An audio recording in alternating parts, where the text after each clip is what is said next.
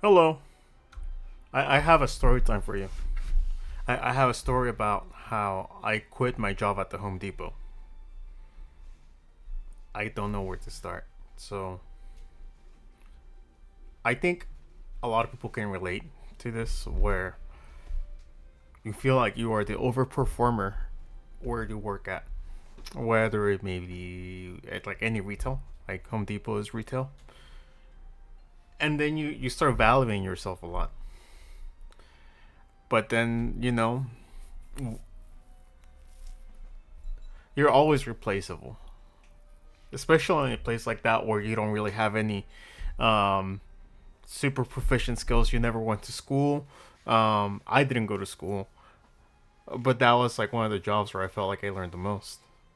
And at the same time, it wasn't really gonna get me anywhere. I saw the ladder and I thought, I don't know. I saw the way that they took away one of my races, and that really did it for me.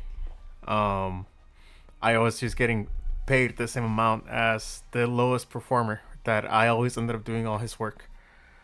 And and one day I was just so fed up. I was so fed up, and I wasn't the most. I wasn't perfect. I did a lot of mistakes, but I started thinking of myself as a lot more than I wasn't. I was not that special. Like nobody in that place could be special. I think. As special as you might be, you're just not as special for you to be accommodated. And maybe that's different in other places, but from my experience, that was like my second long term job. I wasn't that special. So I walked out one day. I walked out. I didn't tell my bosses. I didn't tell my supervisor. And that was one day where, they came with me with shit, and it was like, why didn't you do this? Why why didn't you put the some intricacies that my boss noticed, and I missed it, but why didn't they do it, right? Well, I think that's like very convoluted, but I left. I told some people that I was like, oh, okay, I was kind of tight with them at work. It's like, yeah, I'm leaving. Like I'm leaving. I'm just gonna leave a note on my locker, and that's it. I'm leaving. And and then I got arrested that same day, or I guess the next morning. Prior to that, I started transporting illegal aliens into the United States. I am a felon. I am a felon. And with that opportunity, right, you're making so much money. You say, why do I need to take this shit? So you just leave. You leave and you start transporting illegals into the United States. And that was last year. Um, and I'm thinking, yeah, I got this. Like this is so easy. You just drive them and you get a lot of money, and I can pay off my car. I can pay off other cards. I can pay off the car, and everything looks so bright, and you're thinking so. You're just thinking a lot of happy things. I was completely blinded by the money, and I just left that job. I left the Home Depot. And ever since I got arrested, there's been a lot of things going on.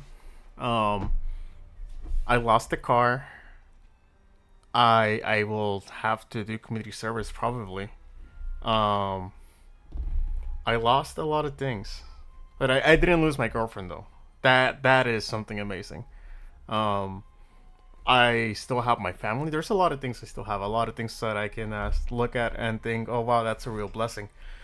Um, but now looking back at it, it's just like I kind of wish I never did it. Right? Like and I'm so stupid because it's um it's obvious, right? Whenever something is so easy, it's always a trap. It's always the devil telling you like, oh, which I mean like I don't care if you're religious or not, right? Like the devil is always like like a representation, right? Like it's a way that the universe works, where you know this is too good to be true. Like I'm not very religious myself either, but I know what it feels like, right? And I just let myself get taken over by the temptation. And I just wish I never did it. I wish I would have stayed at the Home Depot. And if it meant like, taking up another shit sandwich, like every once in a while, yeah, sure, because what's better, right? Like not having a job for months, or working a job that you don't necessarily like, but you still get money and you're still moving forward with your life. You're still paying off that car. You're still paying off that credit card. You're still saving money. You're still working towards the next step. Maybe you're saving and you want to go to school, which is what I'm gonna do now. While looking for a job. I mean, I wish I would have done that earlier. I don't know why I never looked for a job earlier. I mean, education. I want to get into HVAC. That's my current goal. Um, my school starts in January, which is like a month from now, which would be crazy, right? Because from this incident of me quitting the Home Depot and then getting arrested, I've lost like 4 months of my life. And at the same time, like it's not really like it's completely just on the incident. Like I've been applying like crazy, but I don't think I've been applying myself as much. So, moral of the story is don't quit your shit job if you don't have an actual plan. Don't transport illegals into the United States. And yeah, don't do illegal things. That's bad. That's bad. And it's bad because it's bad for you. And I guess if you want to like idealize other things, then yeah, they're like sure, that's also bad. Don't do illegal things. And also take care of your body. Don't do drugs. Like if you have no meaning and no purpose in your life, then all that's gonna happen is you're gonna get fat, and you're gonna get sad. You're gonna get fat and sad. You don't want to be those two things. But I didn't come here to make a video about what you should do. I just wanted to share my experience on quitting the Home Depot.